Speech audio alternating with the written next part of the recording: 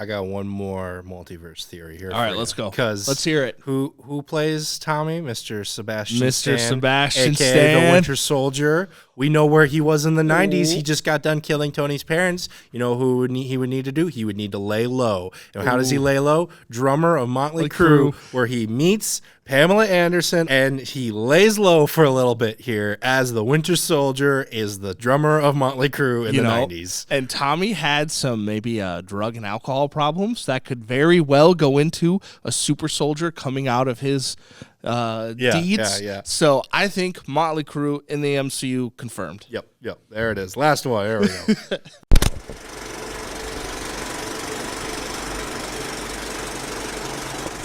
Hello and welcome to another episode of Popcorn Bucket List. It is officially summer movie season. May has begun.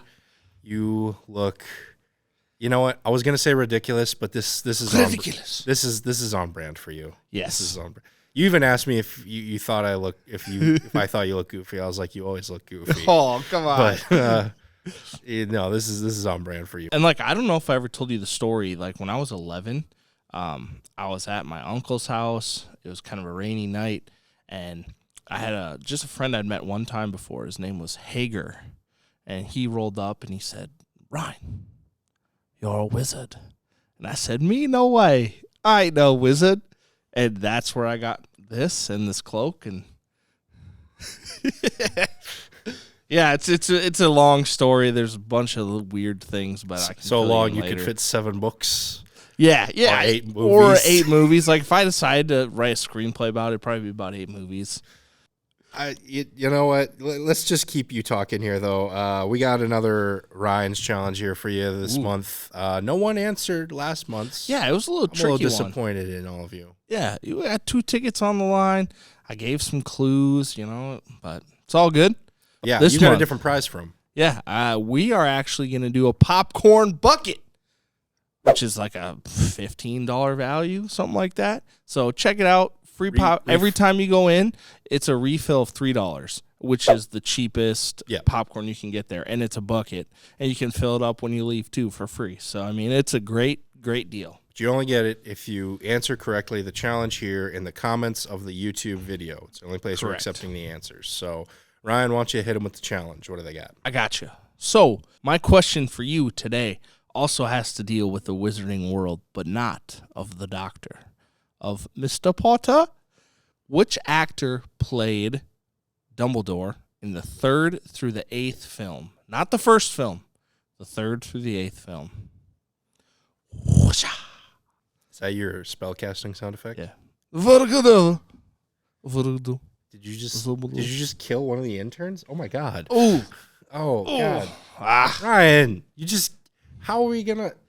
Now we have to pay him. No, he's an intern. In the he's contract. Not an employee. Yeah, but we didn't think we would kill any of them, so we had to put it in somewhere. Here, I'll see if I can fix him. No, don't. Just stop. Yeah, just whatever. Stop. I'll send the check later.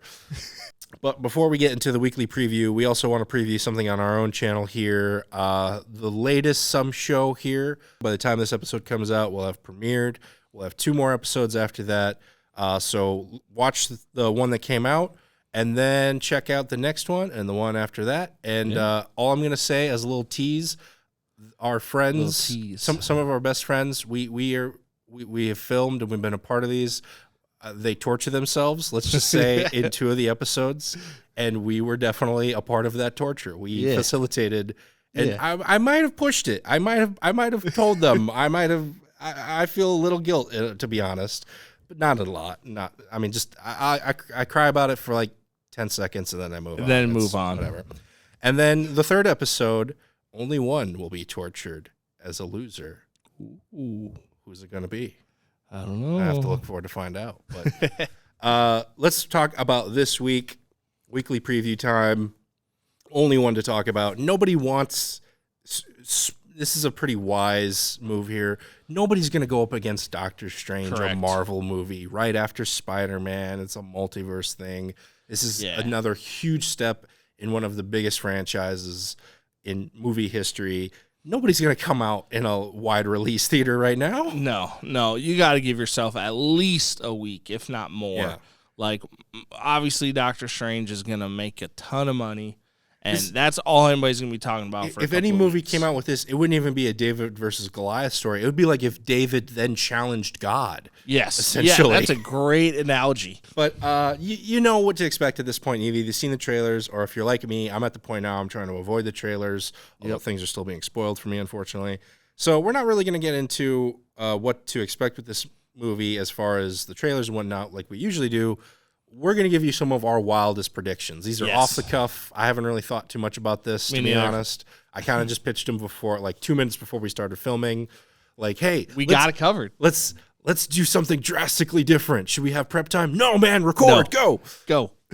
So that way, if we're right, we have record, and if we're wrong, then we're wrong. Whatever. Then we're wrong. It's we're all right. Two dudes, jabronis from Minnesota. That's like, right. Who cares? And in one multiverse, we were one of them is on. right. Yeah, we were spot on. In another multiverse, we're directing the movie. That very good point. I want to live in that universe now. But so obviously, the big thing coming into this movie, who's going to cameo? The big thing in Spider-Man was Toby and Andrew going to show up? Which of the villains were going to show up? We kind of knew the villains. We didn't know if Toby and Andrew were going to show up. Who is going to cameo? We're already pretty sure, spoilers, I guess, ahead, if you don't want anything spoiled or you haven't seen any of the trailer. Anyway, we're pretty sure it looks like Patrick Stewart's Professor X is going to show up. Yep. It looks like Captain Carter's going to show up. What would be one of the craziest like movie universes do you think might show up? The one that I really want, I know it's been rumored. I haven't seen any pictures or done anything, but Tom Cruise as Iron Man. I want that so bad. And if it happens, even better. If it doesn't, that's totally fine. But I want Tom Cruise to cross over into whatever universe they're in, and he is the Iron Man. And I think that would be so cool. I think that'd be cool too. I don't think it's gonna happen because with every single one of his movies, he's always like, "Look at me doing my own stunts." True. He would not do this role unless he built his own Iron Man suit and flew his own stunts. Yeah. And he would be plastering that all over his social media. Yeah, true. Maybe, who knows? Maybe this is just him. He'll have a little cameo, and then boom, Iron Man 8 or whatever they're on. He comes out and he's got the Tony Stark mustache thing, but his name's actually Anthony Stank. How about this? Top Gun's coming out later. Ooh. It got pushed to around this time. Ooh. We find out in an end credit scene in Top Gun 2, a rift opens up as he's flying, and he gets sucked in. Yeah. And now he's in his own universe where he becomes his own Iron Man, and then he becomes one of the Iron Men in the Illuminati. That would be awesome. Because he's already got the aerial stuff. He would know how to build his own flying suit. Yeah, he could easily do that. No problem. Yeah. No problem. Here's one of my crazy things, and he's already cameoed in the MCU, but I'd like to see him do it again. I want to see David Hasselhoff's Nick Fury from the 90s show up in this movie.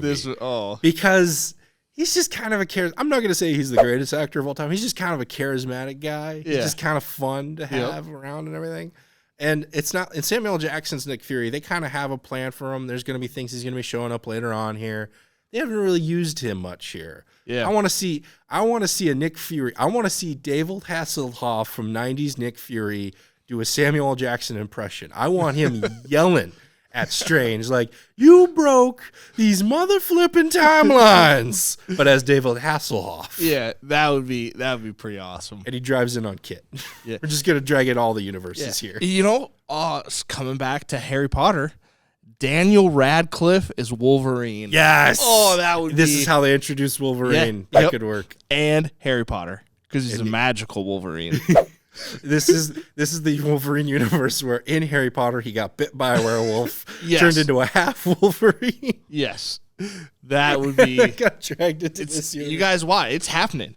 What else I want? Since I'm still riding the Northman train because I love that movie, Thor. End credit of the Northman that they're gonna add after this movie comes out is Thor coming down and talking to him, and then boom. Now you got Alexander Skarsgård in the MCU. Oh, boy. As a berserker, love it. But before we get to number one recommends, let's talk about the Marshall 6 Theater here. Number one place to check out Multiverse of Madness. I'm so looking forward. I'm going to do everything I can to make sure I'm in this theater as many times with a packed house. Because Yeah. I remember Avengers Endgame being like the last packed house theater experience I've been in, and just being insane and so much fun to do. I so look forward to doing that again here at Marshall 6. They're going to have plenty of show times. Like we said, nothing else is really challenging this movie, so they'll have plenty of theaters open and everything. And I wouldn't be surprised if it's like Spider-Man, where they're just like opening and putting in new show times that they usually don't do. Yeah, and it's like you said, watching it when a theater packed full of fans is a vastly different experience than watching it with just maybe a couple of friends in a mostly empty theater. Because when you get everybody in there and you hear the collective gasps, or some people start clapping at certain things, or you can hear them tearing up, it's such a fun environment and a fun thing to be a part of. So, yeah, you want to make sure you check out the website for showtimes, get updates on that. And, yeah, come check out Multiverse of Madness within Marshall 6 here. Yeah. But with that, let's move into some number one recommends. So I'll kick us off here quick. It's a show I've been wanting to watch for a while now, and I finally got a chance to check out a few of the episodes, thinking I'd just have it on in the background or whatever. I'm talking about True Story with Ed and Randall. This is on Peacock. If you've seen Drunk History, it's kind of like that, just not drunk. And it's true stories. It's like random people kind of telling Ed and Randall these crazy stories. And that's pretty much just the simplest way I could describe this premise. Ed Helms and Randall Park, they don't know the stories going into it. They just know the name of the storyteller. And as they're telling a story, they do these cutaways, these visuals that have like celebrity cameos who are reenacting the scenes. So again, kind of like Drunk History, where they cut away to these scenarios where they're reenacting the story. And they're just all so enticingly interesting. The first one's just kind of crazy. The second one is funny and inspirational. The third one just kind of made me actually a hopeless romantic there for a second. You know me, I'm not at that at all. Yep. So yeah, it's on Peacock. Just something I started checking out, and I don't know, maybe I'm just kind of like just storytellers telling their stories. Yeah. But it was a fun time to watch. So yeah, that sounds interesting. All right, with my pick, I'm going a little different. I'm going with Pam and Tommy.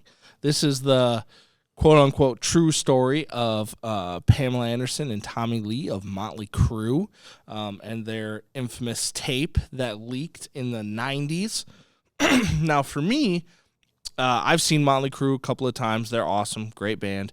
Not super familiar with Pamela Anderson, but everybody knows the story. Now, when I went into it, I was expecting more of a story just about those two, but what I actually really enjoyed was, first, all the acting was fantastic. Everybody did a great job.